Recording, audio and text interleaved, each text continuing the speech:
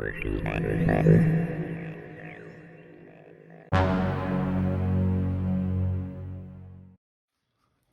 right, let's talk recovery in Fistful of Lead. So a recovery is an action that you can take as one of your two actions when you activate during a turn.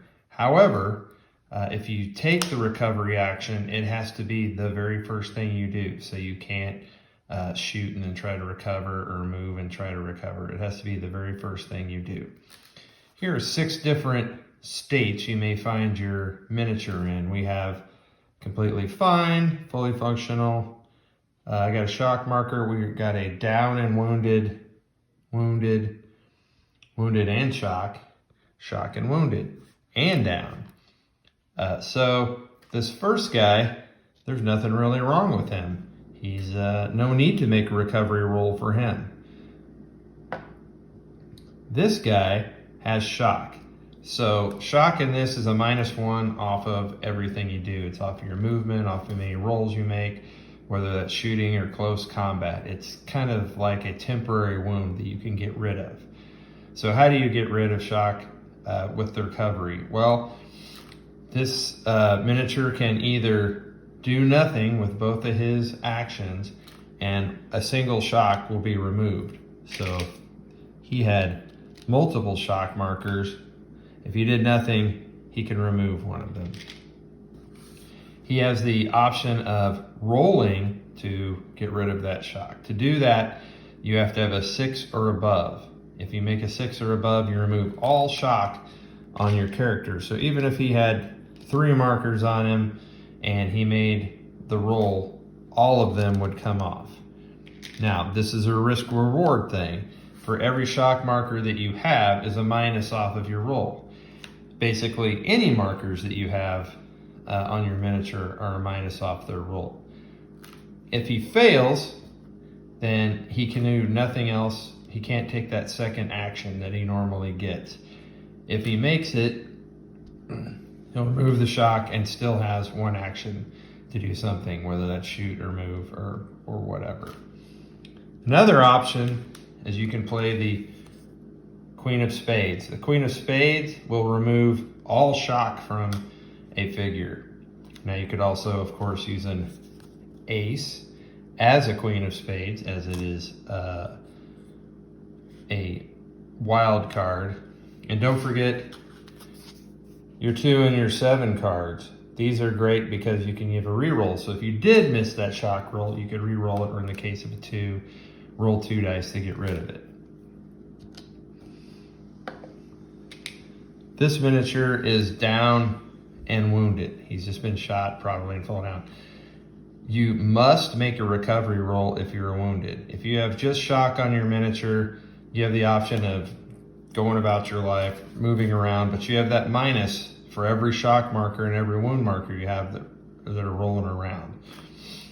A down and wounded miniature must try to recover. They don't have an option. So how do they do that? Well, it's the same as the rolling to remove shock. They must get or 6 or above, so with any modifiers. If they make it, they can get up and still have an action. If they fail, they are still down, lose that action. The only way you can remove a wound from a character is by playing the Queen of Hearts, or if you have someone with the medic skill that can get rid of it. Otherwise, that wound stays on your character. And remember that a wound gives a bonus when someone rolls against you on your wound chart. So the more wounds you have, the more easier you are to put out of action. All right. Here we have a miniature who is wounded up. He's made his recovery probably at some point, but he's still dragging around that wound. He can still function just like normal. He doesn't have to make a recovery roll because he's already standing up. There is, as we mentioned, no way to get rid of that wound unless you play the Queen of Hearts. So he is just lugging around a -1 with him. So he's only moving 4 inches instead of 5. He's having a minus on all his shooting or his task rolls.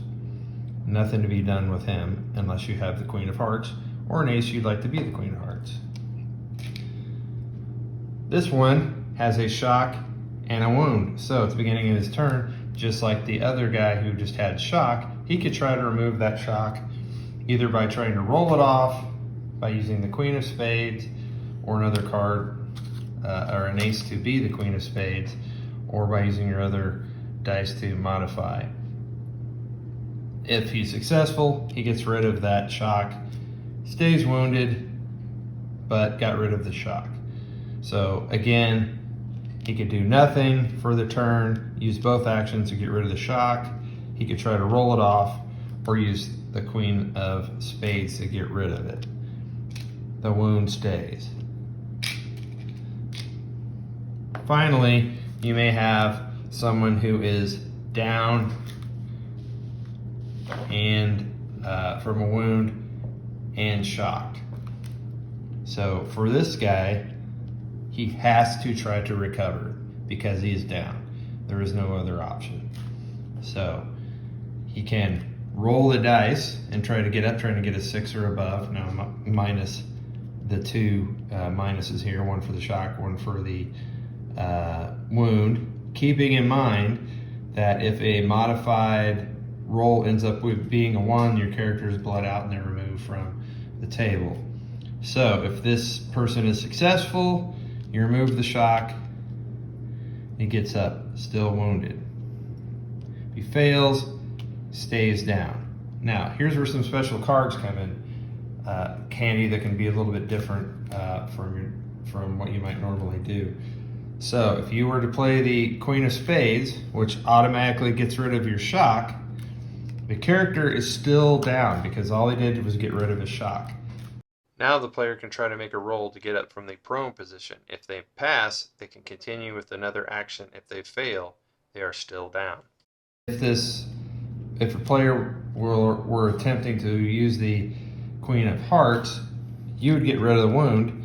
It's an automatic stand up, but you keep the shock. Now the player can try to roll off the shock as usual, or use both of the actions to simply remove one shock. Hopefully this helps you with any questions you have with recovery and Fistful of Lead.